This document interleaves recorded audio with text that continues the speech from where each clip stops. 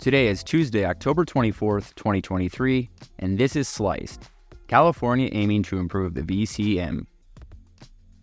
A primary point of contention within the voluntary carbon market, the VCM, centers on its transparency, or lack thereof. Greenwashing and transparency issues permeate multiple facets of the VCM, spanning the disclosure of the baseline calculation methodologies used, the credibility of offset projects, the availability of project performance data, transaction visibility, pricing, and numerous others. Part of the transparency problem is that companies who voluntarily purchase credits have previously not been required to disclose their purchases. As of this month, California has initiated measures aimed at addressing that exact detail, with the goals of enhancing transparency and combating greenwashing. On October 7th, California Governor Gavin Newsom approved Assembly Bill No. 1305. The bill, the Voluntary Carbon Market Disclosures Business Regulation Act, or the VCMDA, mandates VCM disclosures. It was written by Assemblymember Jesse Gabriel and co-written by state senators Lina Gonzalez and Monique Limon. The new law impacts entities inside the state of California that fall into the following categories. 1. Entities marketing or selling carbon offsets. 2. Entities buying or using carbon offsets and making net zero or emission reduction claims. And 3. Entities making net zero or emission reduction claims. All entities must now provide critical information on their websites, such as details about offset projects, including locations, timelines, protocols, etc., credit calculation methods, and data for independent verification of emission reduction estimates. The full list of information that must be listed on the entity's website can be found in Section 44475 of the link inside this article. It is important to note that these disclosure requirements do not affect entities that 1. Are not based in or do not operate within California, 2. Do not purchase or use carbon offsets within the state, and 3. Do not make net zero or emission reduction claims within the state. For context on the scale of activity within the state, the Berkeley Carbon Trading Project, as of May 2023, lists 167 carbon offset generating projects in California across the voluntary registries American Carbon Registry, Climate Action Reserve, and Verra.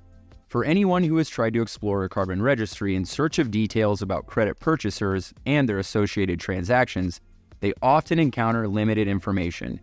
For example, American Carbon Registry, which lists approximately 15 Californian project developers and 40 Californian projects at various stages of development, does keep tabs on the retirement of offsets.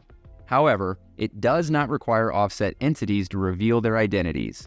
As a result, it's not unusual to come across entities listed under generic identifiers like Company 974 or Company 786. So, the 15 Californian project developers will now be obligated to provide the essential details on their websites specified by AB 1305. And should an entity like Company 974 operate within California or purchase credits from a Californian project and assert a reduction in their greenhouse gas emissions as a result, it is also required to publicly disclose project-related information. The law, which goes into effect January 1st, 2024, carries a hefty violation fee. Violators can be charged a penalty of up to $2,500 per day for each day of non-compliance or inaccurate information on their website, not exceeding a total of $500,000. This penalty can be enforced through legal action by the Attorney General or local authorities in California. Disclosures must be updated on the entity's website at least once a year. It's worth mentioning that AB 1305 is in addition to other significant California bills recently signed into law by Governor Newsom. Just this month, he stamped his name on Senate Bill 253 and Senate Bill 261. California's Senate Bill 253 mandates regulators to establish disclosure rules by 2025 for companies with annual revenues exceeding $1 billion, impacting approximately 5,300 corporations, including major players like Apple, Chevron, and Wells Fargo. Starting in 2026, these companies will need to publicly disclose their operational and electricity-related carbon emissions. By 2027, they must also report Scope 3 emissions, including those from their supply chains and customers. SB 261 will extend these obligations to businesses with over $500 million in yearly revenue, starting in 2026. California is genuinely stepping up its role.